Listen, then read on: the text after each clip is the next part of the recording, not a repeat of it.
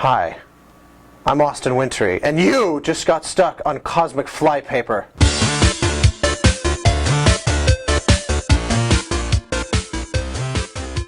What inspired you to become a composer? Well, it's a sort of weird story. When I was about 10, I discovered my father's childhood BB gun.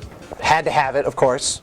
My dad, for reasons I don't have any memory of, said, if you learn to play Beethoven's Für Elise on the piano, you can have this. I had never touched the piano before in my life. I didn't even really listen to music. It wasn't a part of my life.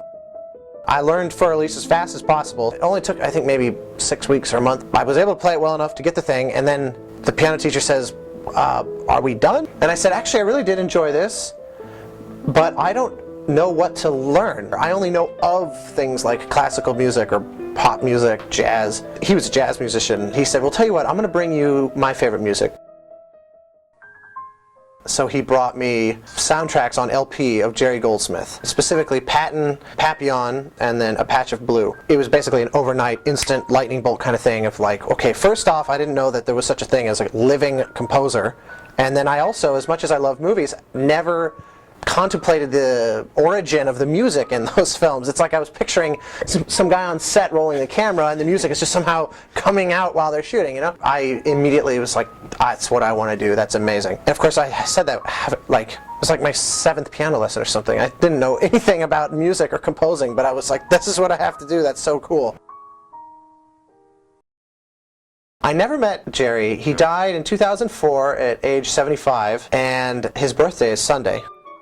That's also my father's birthday. So I've inherited Leonard Bernstein's obsession with birthdays. If there's any hero that could possibly challenge Goldsmith, it would be Leonard Bernstein. Any of his obsessions I happily accept from my own. Hardcore film music nerds boil down into the camp of who was the greatest ever, John Williams or Jerry Goldsmith. Vastly more people have heard of John Williams than have heard of Jerry Goldsmith, because even though Jerry wrote a lot more music, John Williams has like Steven Spielberg and Star Wars. The closest Jerry has, he did do about half of the Star Trek films, so everybody knows his Star Trek theme because they reused it for The Next Generation.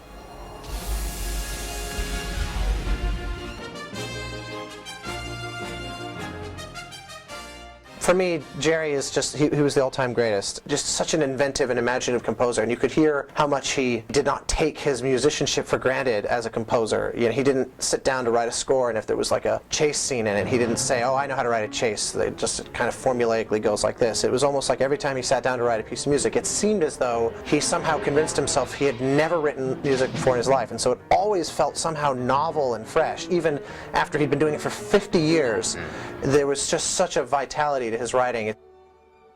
I've met John Williams on a number of occasions. He's very much like this towering figure, but human. I actually kind of like the fact that I never met Jerry, so he never got reduced to like mortal coil for me. What was it about his music that inspired you? In terms of the music itself, what was it in the music that really caught your ear? I would hear 3 or 4 different film scores of his, and it would be insane to me that he had written all 3, because they seemed like utterly unrelated. I've come to really realize that the DNA of what makes Jerry Jerry is always present. You could play me 1 second of anything he wrote of his, and I'll be able to spot it a mile away that he wrote it, no matter how different it seemingly is from other stuff he may have done, simply because he had such a strong personality in his writing. That really blew me away, and that became a real inspiration for me growing up, is the idea that a guy could do a movie like Planet of the Apes with this really ultra-modernistic music that sounds like mid-20th century classical music. I mean, that was 1968.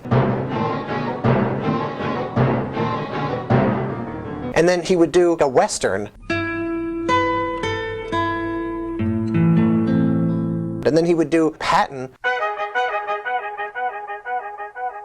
which is kind of its own animal. It's this military film, World War II kind of vibe, but then there's a very spiritual and intellectual component to it. Flash forward, like in the 90s, he did movies like LA Confidential, Total Recall, or Basic Instinct, or Rudy. You think, no way one person wrote all this. So what from that have you been able to bring to your own music?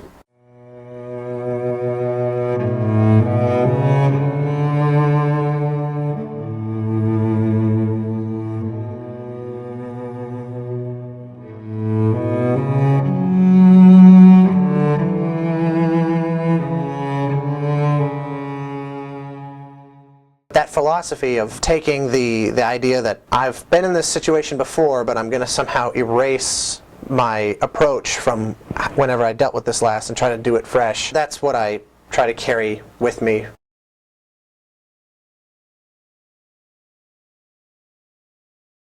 Every child in the school gets music.